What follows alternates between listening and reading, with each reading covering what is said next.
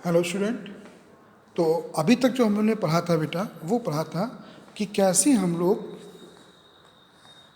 बना सकते हैं अल्कोहल्स को अल्कीन की हेल्प से। ठीक है, जिसमें पहला था हाइड्रेशन, इसकी मैकेनिज्म मैंने आपको पढ़ाई थी। ओके, फिर मैंने आपको पढ़ाया था हाइड्रोपोरेशन। तो आप इन सबको अच्छे से याद कर लीजिएगा, दोनों ही रिएक्शन बहुत इंपॉर्टेंट है। अब हम लोग पढ़ेंगे कि हम लोग अल्कोहल से कार्बोनिल कंपाउंड से अल्कोहल कैसे बनाएंगे। तो कार्बोनिल कंपाउंड समझ लीजिए क्या होते हैं। कार्बोनिल कंपाउंड्स का मतलब होता है एल्डिहाइड्स एंड कीटोन्स। क्या होता है? Aldehydes and ketones. इसमें क्या होता है कि आपने सुना होगा CHO ग्रुप एल्डिहाइड्स होता है और CO ग्रुप जो होता है वो कीटोन होता है। देखिए ध्यान से, अगर ये ऐसे बना है तो ये एल्डिहाइड हो गया, और अगर ये ऐसे बना है तो ये आपका कीटोन हो गया। ठीक है, अब इनसे हम लोग अल्कोहल कैसे फॉर्म करेंगे। अब देखिए, बहुत अच्छी चीज़ आप पढ़ने के जा रहे हैं, पढ़ने जा रहे हैं कि हम लोग एल्डिहाइड से या कीटोन से, मतलब कार्बोनिल कंपाउंड से अल्कोहल कैसे फॉर्म करेंगे। साथ में आप ये भी पढ़ रहे हैं कि कैसे हम लोग अल्कोहल से एल्डिहाइड या कीटोन फॉर्म करेंगे। ऑर्गेनिक केमिस्ट्री की खूबसूरती है।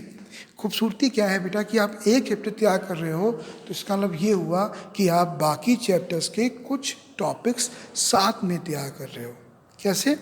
देखो बेटा, एल्डिहाइड से अगर आप अल्कोहल फॉर्म कर रहे हो तो क्या पढ़ रहे हो यहाँ पे आप पढ़ रहे हो chemical property of aldehyde and ketone, जो आप फिर उसी चैप्टर में पढ़ोगे, है ना। तो इसमें अच्छी चीज़ ये है कि आप अच्छे से इसमें रिवाइज होता रहता है आपका। दूसरी चीज़ क्या है बेटा कि अगर आप बाई प्रोडक्ट नहीं लिखोगे, बाई समझते हो क्या हुआ? जब कोई केमिकल रिएक्शन होती है उसमें प्रोडक्ट्स एक से ज़्यादा होते हैं या दो से ज़्यादा होते हैं, तो हमें कंसंट्रेट करना होता है किस पर? जो मेन प्रोडक्ट है। बाकी जो होते हैं वो कहलाते हैं बाई प्रोडक्ट, BY बाई। तो अगर आपको नहीं लिखना है बाई प्रोडक्ट मत लिखिए, बट मेन प्रोडक्ट जरूर लिखिए। ठीक है, अब कैसे बनेगा ये देखिए ध्यान से। अब यहाँ पर एक PD लिखा हुआ है, ये प्लेडियम होता है। और मैं कुछ एक चीज़ बताने जा रहा हूँ आपको जो बहुत ही इंपॉर्टेंट है, इसको आपको अच्छे से याद कर लेना है, अपने दिमाग में घुसेड़ लेना है। और वो चीज़ है, कुछ रिड्यूसिंग एजेंट के नाम बता रहा हूँ मैं आपको, देखिए ध्यान से।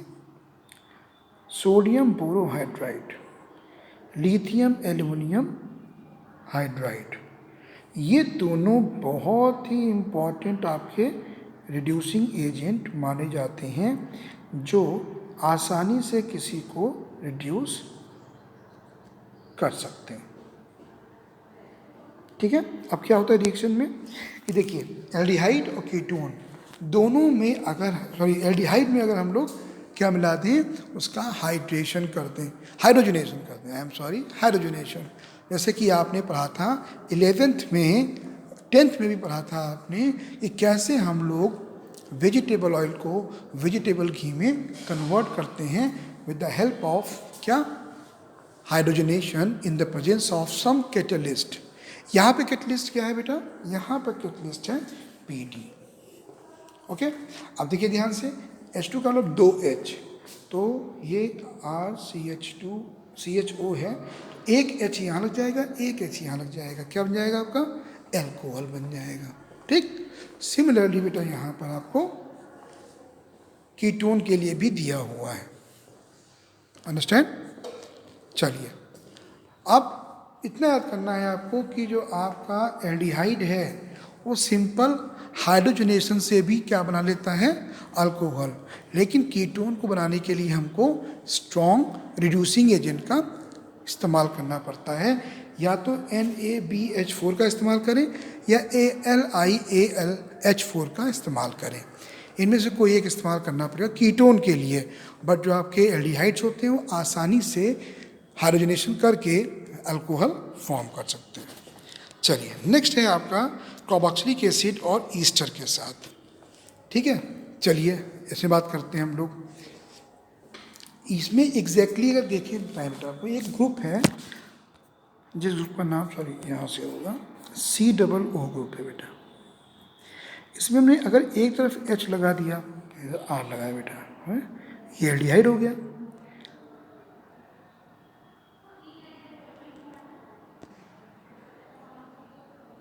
ये क्या हो गया? एल्डिहाइड हो गया।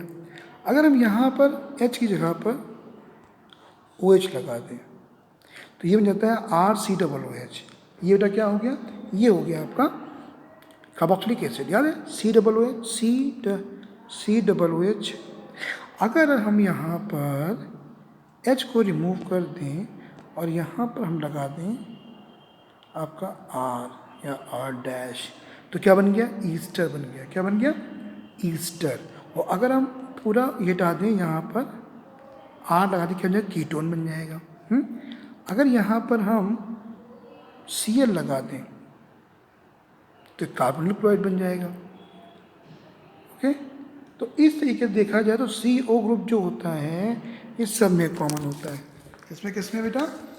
एल्डिहाइड में भी होता है, कीटोन में भी होता है, ईस्टर में भी होता है, ठीक है, कार्बोक्सिलिक एसिड में भी होता है। ठीक, अमाइड पढ़ोगे बेटा आप लोग CONH2, तो उसमें भी CO होता है बेटा। तो एक कार्बोनिल ग्रुप को अगर हमें अल्कोहल में कन्वर्ट करना है तो हमें इसे रिड्यूस करना पड़ेगा, जैसे कि ऊपर एल्डिहाइड कीटोन में किया है। सिमिलरली हम नीचे वाले जो आपको ये रखें यहाँ पर कार्बोक्सिलिक एसिड, देखिए ध्यान से, यहाँ पर भी स्ट्रॉन्ग रिड्यूसिंग एजेंट का इस्तेमाल किया गया है। ये देखिए LiAlH4 का इस्तेमाल किया गया है। ठीक, अब एक चीज़ लिखी तो पढ़ लीजिए बेटा आपको कि LiAlH4 जो एक्सपेंसिव होता है बेटा, इसलिए इसका इस्तेमाल जो किया जाता है वो स्पेशल केमिकल बनाने के लिए ही किया जाता है।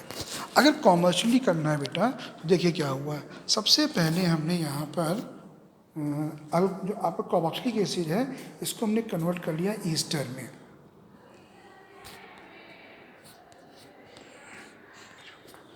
आपको याद होगा एस्टरिफिकेशन, याद है?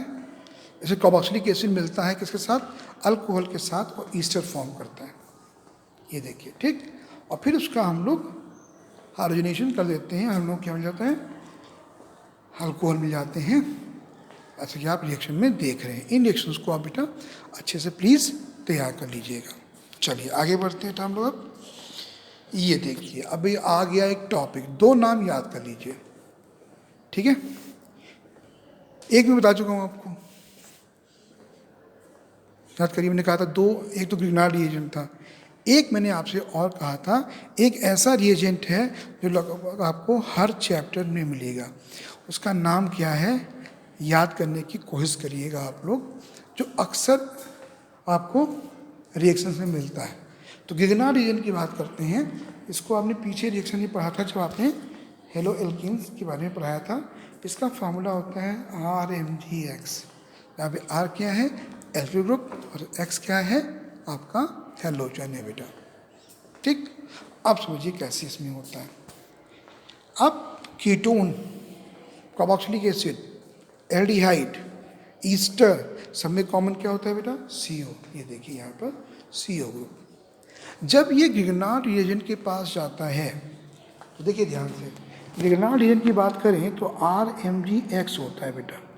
अब कार्बन चूँकि आपका नॉन मेटल होता है, अगर हम यहाँ पर R की जगह पर हम मान लेते हैं CH3 लगा हुआ है और ये आपका MgX है, तो इस पर क्या आता है चार्ज? निगेटिव। इस पर चार्ज क्या आता है? पॉजिटिव। देखिए दिया, निगेटिव पॉजिटिव।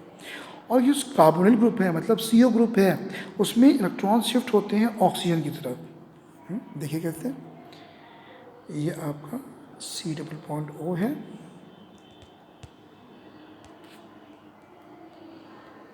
O की इलेक्ट्रोनेगेटिविटी अधिक है तो इलेक्ट्रॉन O की तरफ शिफ्ट हो जाएंगे और ये क्या हो जाएगा? पॉजिटिव, और ये क्या हो जाएगा? निगेटिव। देखिए ध्यान से, ये पॉजिटिव, ये निगेटिव। अब जो R निगेटिव है किसके पास जाएगा? कार्बन के पास, है ना, और Mg किसके पास आएगा? O के पास आएगा।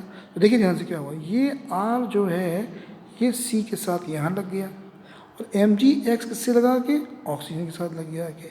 ये आपका एक एडक्ट बन गया, ये कह सकते हैं हम लोग कि एक आपका इंटरमीडिएट प्रोडक्ट बन गया। ठीक, अब क्या होता है बेटा, मैंने आपको बताया था कि गिगनार्ड रिएजेंट को अगर किसी सब्सटेंस में ऐड हो गया है, उसको अलग करना है तो उसमें वाटर मिला दीजिए। तो ये जो मिल गया आपको, इसमें मिला देते हैं वाटर, H2O। अब H2O के दो पार्ट होते हैं, H plus and OH minus, याद रखिएगा। अब ये OH लगेगा इसके साथ, इसको ऐसे कर लो, देखिए ध्यान से, हमने इसमें क्या मिला दिया, हमने इसमें मिला दिया वाटर। दो पार्ट कर लो, उसको ये ऐसे तोड़ दो ऐसे, ठीक है,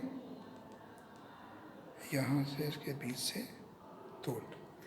अब वाटर मिलाएंगे तो H plus and OH minus, अब H प्लस यहाँ लगा दो, OH माइनस यहाँ लगा दो, तो ये क्या बन जाएगा, COH। ये देखिए क्या बन गया आपका, अल्कोहल, और ये आपका MgOHX अलग हो गया। हमेशा आप देखिए, कभी कोई रिएक्शन देख लीजिएगा, गिगनार्ड रिएजेंट की अगर रिएक्शन है तो उसमें जो OH होगा वो हमेशा Mg के साथ या Mg और X के बीच में लगकर अलग हो जाएगा, और हमें क्या मिल जाएगा, अल्कोहल मिल जाएगा। कई रिएक्शन में पढ़ेंगे बेटा आप, ठीक है। तो आपने क्या पढ़ा कि चाहे एल्डिहाइड हो, चाहे कीटोन हो, चाहे कार्बोक्सिलिक एसिड हो, और चाहे आपका ईस्टर हो, उन सभी में बेटा अगर हम लोग उनका हाइड्रोजनेशन कर दें, और कुछ में सिंपल कैटलिस्ट की प्रेजेंस में, जैसे कि आपका एल्डिहाइड था, कार्बोक्सिलिक एसिड को ईस्टर में चेंज कर दिया, फिर हमने हाइड्रोजनेशन कर दिया कैटलिस्ट में, हमको आसानी से मिल गया।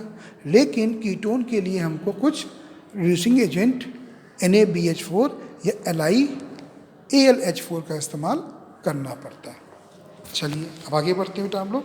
ये देखिए आप कुछ रिएक्शंस दे रखी हैं, प्लीज़ बेटा इसको अच्छे से पढ़ने की कोशिश करिएगा। तो इसमें मेन चीज़ है बेटा वो क्या है, ध्यान से देखिए। ये जो आपका पहला कंपाउंड है, सॉरी यहाँ से देखना पड़ता है, ये आ गया, इसमें देखिए ध्यान से, जो पहला कंपाउंड है ये आपका फॉर्म, ये आपका क्या है, इसे क्या बोलेंगे बेटा हम लोग, इसको बोलेंगे हम लोग मिथेनॉल। क्योंकि इसमें सिर्फ एक ही कार्बन है ना। देखिए क्या बना रहा है, इसमें एक R बढ़ गया। अगर हम यहाँ पर R की जगह पे CH3MgX ले लेंगे तो क्या हो जाएगा, CH3CH2OH। तो क्या हुआ, कार्बन एक बढ़ गया। यहाँ पे देखिए एक ही कार्बन था, यहाँ कितने कार्बन हो गए, दो कार्बन हो गए। और यहाँ पे देखिए दो कार्बन थे, यहाँ पर तीन कार्बन। हर बार एक कार्बन बढ़ रहा है, और ये डिपेंड करता है कि कैसा गिगनार्ड रिएजेंट आप ले रहे हो। लेकिन अगर देखिए ध्यान से तो प्राइमरी जो था किस में कन्वर्ट हो गया, सेकेंडरी में, और जो सेकेंडरी था किस में कन्वर्ट हो गया, टर्शरी में। ठीक, इसको हम लोग असेंडिंग ऑफ कार्बन चेन भी बोलते हैं, कार्बन चेन का बढ़ जाना। तो इनको आप बेटा स्क्रीनशॉट लेके इसकी बेटा प्रैक्टिस करिएगा आप लोग। चलिए ये आगे कुछ क्वेश्चंस हैं, इसका भी स्क्रीनशॉट लेकर आप प्लीज़ इसको सॉल्व करिएगा। चलिए अब बात करते हैं प्रिपरेशन ऑफ फिनॉल। ये बिल्कुल आपको अच्छे से तैयार कर लेनी है बेटा, प्लीज़ भूलिएगा मत।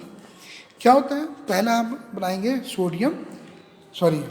हेलो एरिन से। हेलो एरिन का मतलब क्लोरोबेंजीन, ब्रोमोबेंजीन। क्या करेंगे, NaOH मिला देंगे। जब भी NaOH मिलाएंगे हम लोग को हमेशा सोडियम फिनॉक्साइड मिलेगा। जब भी Na मिले बेंजीन के साथ तो आप समझ लो कि Na जो होगा वो बेंजीन इनके साथ आ जाएगा, सोडियम फिनॉक्साइड बनेगा, जिसका हम लोग HCl मिलाने पर क्या होगा कि जो HCl है उसका Cl Na से मिलेगा, क्या बना देगा, NaCl, और H इसके ऊपर आकर बैठ जाएगा। ठीक, दूसरा है फॉर्म बेंजीन सल्फोनिक एसिड। ये देखिए, ये आपको चाहे यहाँ से पढ़िए और चाहे आप सीधे यहीं से पढ़िए, ये आपका बेंजीन सल्फोनिक एसिड है। इसमें भी NaOH मिलाने से हम लोगों को क्या मिल जाएगा, आपको फिनॉल मिल जाएगा। नेक्स्ट है, ये देखिए आ गया आपका डाइजोनियम सॉल्ट। डाइजोनियम सॉल्ट वो होते हैं जिनमें नाइट्रोजन लगा होता है, जिन सॉल्ट्स में नाइट्रोजन की प्रेजेंस होती है उसको हम लोग डाइजोनियम सॉल्ट बोलते हैं। जो नेक्स्ट टॉपिक है आपका वो है डाइजोनियम सॉल्ट। मैंने कहा था दो इंपॉर्टेंट टॉपिक हैं, एक गिगनार्ड रिएजेंट है और एक डाइजोनियम सॉल्ट है। अब डाइजोनियम सॉल्ट कैसे बनाए दिखाया गया आपको, इसकी जरूरत नहीं पढ़ने की, आपको मेन जो पढ़ना है डाइजोनियम सॉल्ट से अल्कोहल कैसे बनता है, ठीक है। देखिए ध्यान से इसको, ये है आपका डाइजोनियम सॉल्ट। डाइजोनियम सॉल्ट का जो फॉर्मूला होता है वो होता है बेंजीन के साथ N2+ एंड Cl- या C6H5N2Cl भी कह सकते हैं इसको। अब इसमें बताया गया है कि कैसे फॉर्म होता है, उससे आपको मतलब नहीं है, आपको मतलब इस चीज़ से है। आप सीधे यहाँ से करिए कि अगर हम लोग डाइजोनियम सॉल्ट को गर्म कर दें, ओके, तो हम लोगों को क्या मिल जाएगा, पानी साथ गर्म कर दें तो हम लोगों को मिल जाएगा क्या, फिनॉल मिल जाएगा with the production of nitrogen. तो इसको बेटा आप तैयार कर लीजिएगा, इन सबको आपको लिख लीजिएगा, इनके नोट्स तैयार कर लीजिएगा और उसको अच्छे से तैयार करिएगा। नेक्स्ट देखिए क्यूमीन। क्यूमीन यहाँ पे दिया हुआ है इस तरीके से, और अच्छे समझने के लिए क्या करते हैं, क्यूमीन को हम लोग ऐसे लिखेंगे कि बेंजीन इनके ऊपर, यहाँ पे CH, इधर CH3 और इधर CH3, ये क्यूमीन होता है आपका। इसमें क्या किया है, ऊपर को निकाल दिया है कि जगह नहीं बची होगी। बाकी क्यूमीन का स्ट्रक्चर क्या होता है कि बेंजीन इनके साथ CH लगा होता है और CH के साथ 2 CH3 लगे होते हैं, ठीक है। तो यहाँ पे देखिए ध्यान से, जो मैंने बताया था स्ट्रक्चर वो भी ठीक है, और ये स्ट्रक्चर यहाँ पर ये भी ठीक है।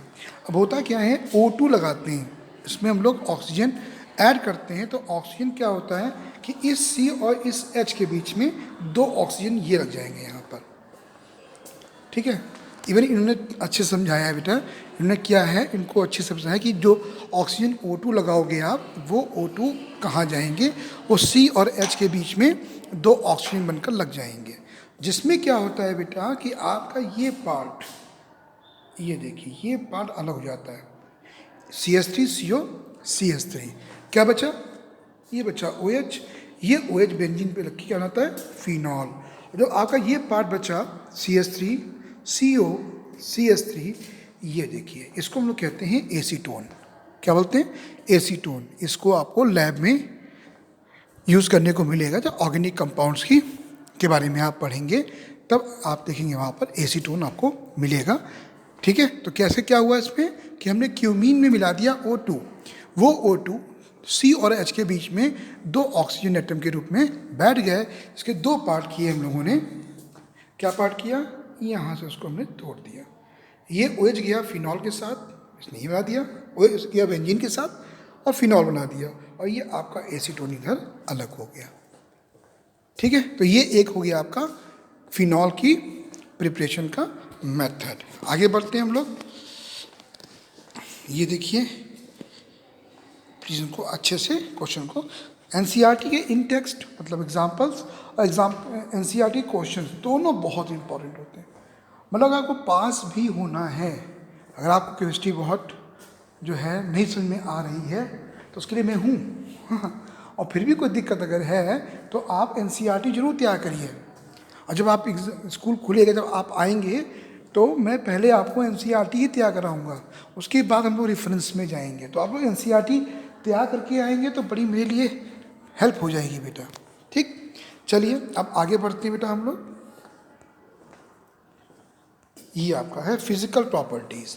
फिजिकल प्रॉपर्टीज़ में देखिए जो मेन आती हैं वो boiling point, melting point, solubility, ठीक। अब अल्कोहल की एक खास चीज़ समझ लीजिए बेटा आप लोग, और वो है हाइड्रोजन बॉन्डिंग। जो अल्कोहल होता है बेटा, इसको ऐसे लिख रहे हैं हम लोग, इसमें O पे निगेटिव चार्ज, H पे पॉजिटिव चार्ज, डायपोल बन जाता है, जिसकी वजह से 2 अल्कोहल के मॉलिक्यूल्स के बीच में हाइड्रोजन बॉन्डिंग लगने लगती है। ये मैं आपको फर्स्ट ईयर में पढ़ा चुका हूँ हाइड्रोजन बॉन्डिंग चैप्टर में, ठीक है। अब होता क्या है बेटा, देखिए फिगर दिया हुआ साफ साफ, ये देखिए यहाँ पर ये भी आपका अल्कोहल है, ये भी आपका अल्कोहल है, और इनके में क्या लग रही है, हाइड्रोजन बॉन्डिंग, ठीक है। तो हाइड्रोजन बॉन्डिंग होने से क्या क्या दिक्कतें होती हैं, मतलब सॉरी दिक्कतें नहीं होती हैं, और हाइड्रोजन बॉन्डिंग होने से फिजिकल प्रॉपर्टीज़ पे क्या क्या फ़र्क पड़ता है समझ लीजिए। देखिए अगर हाइड्रोजन बॉन्डिंग नहीं है तो वहाँ पे एक ही फोर्स लगेगा, जिसको हम लोग कहते हैं वॉन्डर वॉल फोर्स, और उस वॉन्डर वॉल फोर्स की वजह से क्या होता है कि उनके बीच में हल्का सा फोर्स ऑफ अट्रैक्शन लगने लगता है। अगर आयनिक बॉन्ड होते हैं बेटा तो उनमें तो फोर्स ऑफ अट्रैक्शन बहुत लगता है, और उनके boiling point, melting point high होते हैं। लेकिन अगर हम बात करें वॉन डर वाल फोर्सेस के, वो इतने वीक होते हैं कि उनके मेल्टिंग पॉइंट, बॉइलिंग पॉइंट काफ़ी कम होते हैं। बट जब हम बात करते हैं हाइड्रोजन बॉन्डिंग की, तो वो आयनिक बॉन्ड और वॉन डर वाल फोर्स के बीच में होते हैं बेटा।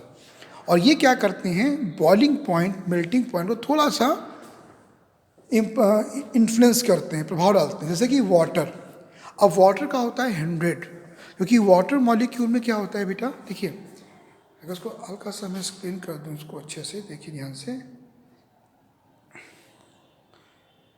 ये आपका हो गया अल्कोहल, ठीक, इनके मॉलिक्यूल के बीच में लग रहा है। और वाटर में क्या होता है, ये देखिए, ये वाटर मॉलिक्यूल, ये भी वाटर मॉलिक्यूल, ये भी वाटर मॉलिक्यूल, और इनके बीच में क्या लग रहा है, हाइड्रोजन बॉन्डिंग लग रही है।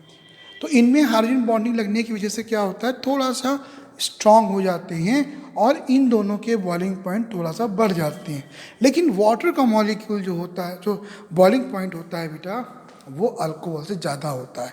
अब आपको इसका आंसर देना है कि अल्कोहल के मॉलिक्यूल के बीच में भी लगती है हाइड्रोजन बॉन्डिंग और वाटर के मॉलिक्यूल के बीच में लगती है हाइड्रोजन बॉन्डिंग, फिर भी वाटर का जो बॉइलिंग पॉइंट होता है वो अल्कोहल से ज़्यादा होता है, क्यों? और एक क्वेश्चन कि अल्कोहल और फिनॉल, इन दोनों में बॉइलिंग पॉइंट किसका ज़्यादा होगा? अगर देखिए ध्यान से, तो यहाँ पर फिनॉल के बीच में भी क्या लग रही है, हाइड्रोजन बॉन्डिंग लग रही है। तो इतना समझ लीजिए आप कि जो आपके एल्केन हैं, ठीक है, हेलो एल्केन्स हैं जिनके में हाइड्रोजन बॉन्डिंग नहीं लगती है, उनसे बॉइलिंग पॉइंट अधिक होता है अल्कोहल्स का, ठीक है, क्योंकि इनमें हाइड्रोजन बॉन्डिंग पाई जाती है। लेकिन अल्कोहल का बॉइलिंग पॉइंट वाटर से कम क्यों होता है, ये आपको आंसर ढूंढना है।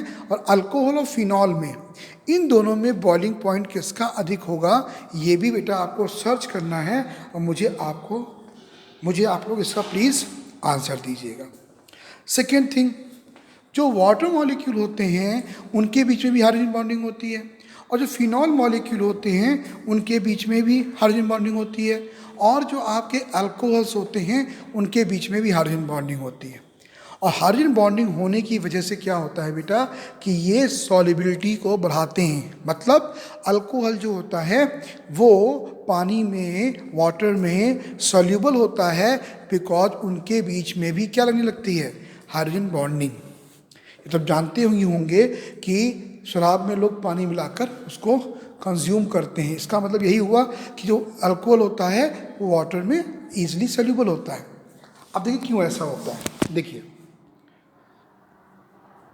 समझाता बेटा आपको कि ये आपका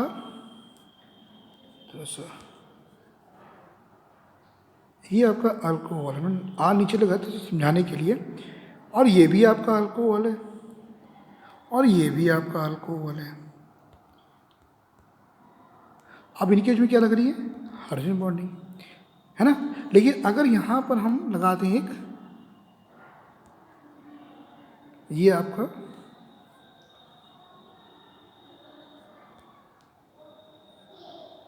अल्कोहल हो गया और ये आपका वाटर हो गया, ये आपका अल्कोहल हो गया,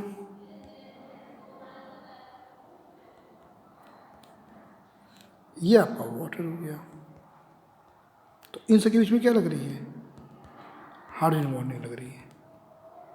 और इस हाइड्रोजन बॉन्डिंग से क्या हो रहा है, इनकी सॉल्युबिलिटी भी क्या होती है, बढ़ जाती है। ठीक है, तो आप ध्यान रखिएगा, इनकी फिजिकल प्रॉपर्टी बहुत कुछ डिपेंड करती है किसके ऊपर, हाइड्रोजन बॉन्ड के ऊपर। अब ये देखिए दिया हुआ है, प्लीज़ इसको पढ़ के मेरे आंसर देने की प्लीज़ कोशिश करिएगा, इसका आप लोग ध्यान रखिएगा, ठीक है। चलिए अब ये देखिए दिया हुआ है क्वेश्चन, इसको नोट कर लीजिए और इसका आंसर लिख के दिखाइएगा मुझे, ठीक है। इसका आंसर बेटा आपको ऊपर ही मिल जाएगा, जैसे कि आपको मैंने पढ़ाया था हेलो एल्केन्स में, वैसे इसमें भी बॉइलिंग पॉइंट ईजिली आप निकाल सकते हो और कंपेयर भी कर सकते हो। चलिए अब नेक्स्ट टॉपिक आपका है केमिकल रिएक्शंस, जो हम लोगों का अगला टॉपिक होगा नेक्स्ट अपने वीडियो में। तो आई होप आपको ये चीज़ें समझ में आएंगी, बट बिना पढ़े नहीं आएंगी। तो एक बार ज़रूर बेटा आप लोग पढ़ लीजिएगा और रेफरेंस बुक के साथ उसको तैयार भी करिएगा, ठीक है। चलिए, thank you, have a nice day, take care.